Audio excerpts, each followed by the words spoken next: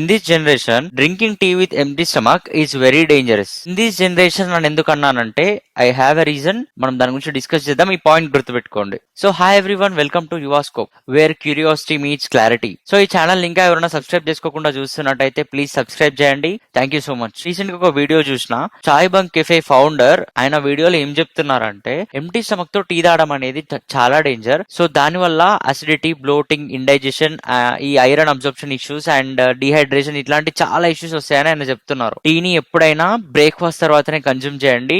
Empty stomach తో అస్సలు tea తాగొద్దు, బ్రేక్ఫాస్ట్ అయ్యాక తాగండి అని చెప్తున్నారు ఆయన. సో ఆ వీడియో చూసిన వెంటనే నాకు ఫస్ట్ ఒక డౌట్ వచ్చింది. సో మన తాతయ్య, నానమ్మ, అమ్మమ్మ వీళ్ళందరూ మన యాన్సిస్టర్స్ ఏంటంటే వాళ్ళ చిన్నప్పటి నుంచి వాళ్ళు లేచాక ఫస్ట్ థింగ్ వాళ్ళు చేసేది ఏంటంటే టీ తాగడం. మరి వాళ్ళకెందుకు ఇలాంటి ఇష్యూస్ రాలేదు?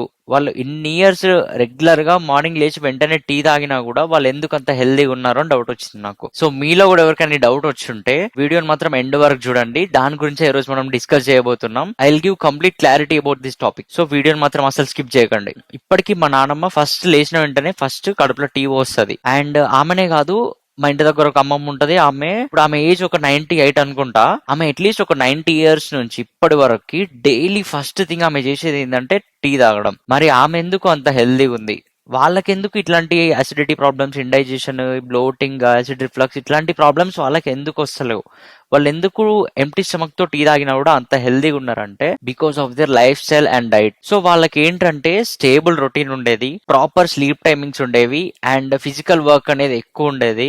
వాళ్ళు తీసుకునే మిల్క్ లో కానివ్వండి, టీ పౌడర్ లో కానివ్వండి ఇలాంటి ప్రిజర్వేటివ్స్ ఉండేది కాదు. 100% న్యాచురల్ ఉండేది. This is one of the reason. Completely there is no stress. So దాని వల్లనే వాళ్ళకి ఎలాంటి digestion problems or acidity problems, ఇట్లాంటి డిహైడ్రేషన్ లాంటి ప్రాబ్లమ్స్ ఏవి వచ్చేవి కావు. అండ్ ఇంకోటి ఏంటంటే వాళ్ళు షుగర్ యూజ్ చేయరు. They won't use refined sugar, natural jaggery use చేసే వాళ్ళు. తాటి బెల్లం టీ అని ఈ మధ్య బాగా ఫేమస్ అవుతుంది. తాటి బెల్లం టీ అంత హెల్దీ టీ ఇంకోటి ఉండదు. సో ఈ ప్రిజర్వేటివ్స్ ఇవన్నీ ఏం లేకుండా వాళ్ళు ప్యూర్ అండ్ నేచురల్ గా తీసుకునే వాళ్ళు కాబట్టి వాళ్ళు ఎంటీ స్టమక్ తో టీ తాగినా కూడా అంత హెల్దీగా ఉండేవాళ్ళు. వాళ్ళ స్టమక్ అనేది కంప్లీట్ గా దానికి అలవాటైపోయేది. సో ఇంకొకటి ఏంటంటే జింజర్. టీలో ఎందుకు జింజర్ ఇంపార్టెంట్ రోల్ అంటే జింజర్ యూజ్ చేయడం వల్ల న్యూట్రలైజెస్ acidity and helps in improving digestion. So దాని వల్లనే ఆ జింజర్ టీ తాగడం వల్లనే వాళ్ళకి ఎలాంటి డైజెషన్ ఇష్యూస్ కానివ్వండి, ఎలాంటి అసిడిటీ కానీ ఉండేది కాదు. 20th సెంచరీ నుంచి ఏమైతుందంటే లైక్ టీ పౌడర్స్ లో కానివ్వండి, షుగర్ కానివ్వండి అన్ని ప్రిజర్వేటివ్స్ వచ్చేసినాయి. రిఫైన్డ్ షుగర్ వాడుతున్నారు.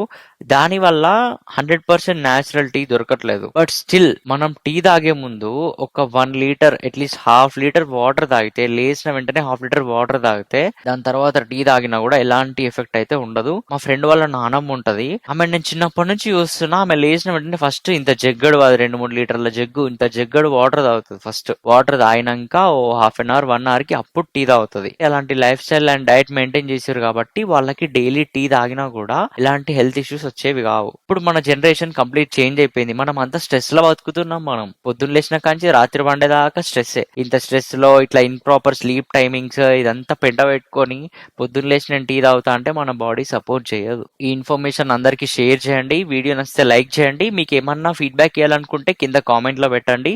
100% నేను ఇంప్రూవ్ అవ్వడానికి ట్రై చేస్తాను. Thanks for watching this video. Don't forget to subscribe this channel. Thank you so much.